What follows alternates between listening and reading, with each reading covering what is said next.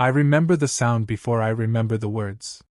The laugh that didn't belong to me, spilling through the speaker of my phone, clinking glasses in the background. Then her voice, sharp and dismissive. "She'll be fine. She's always fine." That was the moment I realized my world was shifting, though the ground hadn't fully cracked yet. But let me begin earlier. On Thursdays, my mother always called around 4. It was her habit, a kind of unspoken check-in. Sometimes it was about nothing more than a recipe or a half-remembered story about my late father. That day, it wasn't her voice I heard. It was my sister's, strained and tight. She fell. She hit her head. "We're at the hospital now." I don't remember hanging up. I just remember the streetlights bleeding across my windshield as I drove too fast and not fast enough. My chest felt hollow, like air was pouring in and out without doing me any good. Maya should have been the first person I called. We had been together 2 years. She had moved into my apartment a year ago. We shared a bed, bills, the small domestic rituals of ordinary love. She knew my mother. She knew the woman who had raised me and my sister by herself, who had worked nights so we could go to school in clean clothes. If anyone should have understood the weight of that call, it was her. "Hey," I said when she picked up. My voice cracked on that single word. "It's my mom. She's in the hospital. I'm driving there now." The pause was long enough for me to think the line had dropped. Then came the sound of chatter, a bartender's voice in the distance. "Are you serious? Tonight?" she asked. Her tone wasn't fear. It wasn't concern. It was irritation, the kind you'd use if someone canceled dinner plans at the last minute. I gripped the wheel so hard my knuckles whitened. "Maya," she fell. "It could be bad." She sighed. "Look, I already have plans. It's girls' night. What do you expect me to do? I'm not a doctor." I didn't argue. The silence between us stretched until I said the only words I could manage. "You're right. Go have fun." And I kept driving, knowing that whatever waited for me in that hospital room, it would change more than just my mother's life. Hospitals always smell the same. Antiseptic and something else beneath it, fear maybe. The waiting room was a pool of dim light, chairs bolted together in neat rows, a vending machine humming in the corner like it had no idea what kind of night this was. My sister was already there, eyes red, her hands gripping a styrofoam cup she hadn't touched. When I sat beside her, she leaned into me without a word. That silence, the weight of her trembling shoulder against mine, said more than anything we could have tried to say out loud. The hours blurred. Every time the automatic doors hissed open, we both looked up, hoping it was a doctor, bracing for the worst. My phone buzzed once, twice, over and over. Maya's name lighting up the screen. I didn't answer. Each vibration felt like static against my chest, reminding me of the distance between us. The girl I thought would be my partner was partying somewhere with champagne and flashing cameras, while I sat counting the seconds to find out if my mother's heart was still beating. Around midnight, a doctor finally appeared, his face calm but unreadable. I couldn't breathe until he spoke. A concussion, a fractured wrist, but stable. Not out of danger, but alive. Relief hit me so hard my knees almost buckled. When they let us see her, she looked smaller somehow. Her hair messy, skin pale against the hospital sheets. But her chest rose and fell steady. I sat at her bedside and took her hand. Calluses from years of work still rough against my palm. This was the woman who had held us together, who had been both mother and father when life gave us neither choice nor mercy. Seeing her fragile now broke something open in me. My phone buzzed again. I didn't want to look, but I did. A notification from social media, Maya tagged in photos, her glass raised high, lipstick perfect, smile wide. The caption stung, "Some things are too important to cancel." I put the phone face down on the chair beside me. The sound of my mother's monitor filled the room, steady, patient, alive. In that moment, something inside me clicked into place. This wasn't just about her neglect. This was about what I wanted my life to look like. And I knew then that when my mother came home, she wasn't coming back to the apartment I had left behind. I didn't leave the hospital when visiting hours ended. I stayed in that hard-backed chair through the night, watching the green line rise and fall on the monitor. My sister eventually drifted home to her kids, but I couldn't move. Every time my mother shifted in her sleep, my body tensed, waiting for alarms that never came. By morning, the raw panic had cooled into something different. A clarity I hadn't felt in years. The kind that burns away excuses. Maya had shown me who she was, and I had believed her for too long. I walked out into the pale light of dawn, the parking lot still damp from a night of rain. My hands were steady now as I scrolled through my contacts. I wasn't calling her. I was calling movers. Not the kind you hire weeks in advance with cardboard boxes and polite smiles, but a crew known for speed and discretion. By the time the sun fully cleared the horizon, I had a team scheduled to arrive within the hour. The plan formed in pieces as I drove home. Each detail clicked into place like gears in a machine. Her name was never on the lease. The joint credit card could be closed. Locks could be changed. All clean, all legal. When the movers arrived, they descended on the apartment with practiced silence. Her clothes, her perfumes, the racks of designer shoes she boasted about, vanished into boxes before the clock struck 10. I directed them with a calm I hardly recognized. Each item that disappeared lightened the room, stripping it of a presence that had always felt louder than love. Then came the second part. The reconstruction. I called a medical supplier, ordered a hospital bed, a walker, the small things that would make recovery possible. I picked out bedding soft enough for comfort, groceries my mom favored, the brand of tea she always brewed at night. By midday, the apartment had shifted.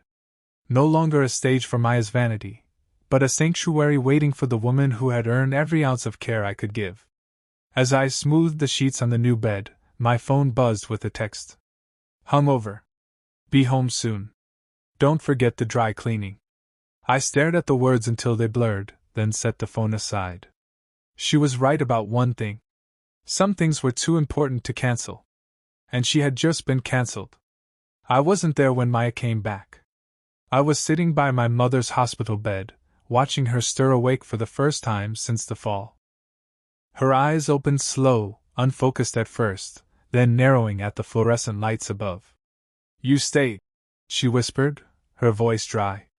Of course I did. Her hand found mine. Fragile but firm, like she was reminding me who taught me endurance in the first place. That moment should have been enough to keep me grounded, but my phone kept buzzing on the bedside table. This time, it wasn't texts. It was the video doorbell. I pressed play. Maya stood at the threshold of what had once been our shared life, fumbling with the key fob that no longer worked. Confusion flickered into her posture, then annoyance. She tried again, rattling the handle, slamming her palm against the door. Unbelievable, she muttered, the microphone catching every syllable. Then louder. Open the door! I didn't move. I let the footage play, my mother's steady breathing behind me like a counterpoint to Maya's rising hysteria. She called my phone next. I let it ring out. The doorbell caught her staring at the screen, shaking her head in disbelief. The second call went unanswered too. Within minutes, anger gave way to panic. She began pacing, shouting my name, hair pulled loose from its polished waves. She called her friend's voice pitched high enough to distort the audio. He locked me out. All my stuff is in there. Can you believe this? I watched her unravel from two places at once, the frantic woman outside the door, and the exhausted one at my mother's bedside who could no longer afford to care. The texts came next, flooding in. First venom, then confusion, then pleas. Each one less sharp than the last. Each one ignored. I typed one single email later that night. No anger, no explanation. Just a storage unit address, an access code, and a receipt showing it was prepaid for a month. At the end, one line, all of your belongings are safe. Please retrieve them at your convenience. I hit send. My mother shifted in her bed, murmuring something about the tea she wanted when she got home. For the first time in days, I felt peace. But beneath that calm, pressure was building. I knew Maya wouldn't vanish quietly. The storm hadn't passed. It was only gathering. The backlash came fast. By morning, my phone lit up with notifications, tagged posts, vague threats, a flood of half-truths spilling into timelines. According to Maya's version, I was the villain. I had thrown her onto the street with nothing, erased her life overnight. Screenshots painted me as controlling, dangerous. Her friends amplified the story, hashtags and all. I didn't reply. I didn't post. I just gathered. Every receipt, every text, every timestamp of her smiling with champagne while my mother was in a hospital bed. I organized them into a single folder, a chain of facts that required no commentary. Then I sent it, not to the public, not to strangers, but to the circle of people who actually mattered. The ones who had known us both. The silence that followed was louder than the smear campaign. Her friends stopped reposting. Questions replaced accusations. By nightfall, the story had flipped. Not because I shouted louder, but because truth is heavier than noise. Maya's desperation escalated. Calls from numbers I didn't recognize.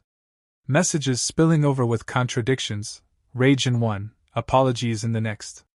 Then, finally, her mother's voice on the line, sharp with accusation. How could you? She has nothing. You're cruel. I listened until she ran out of steam.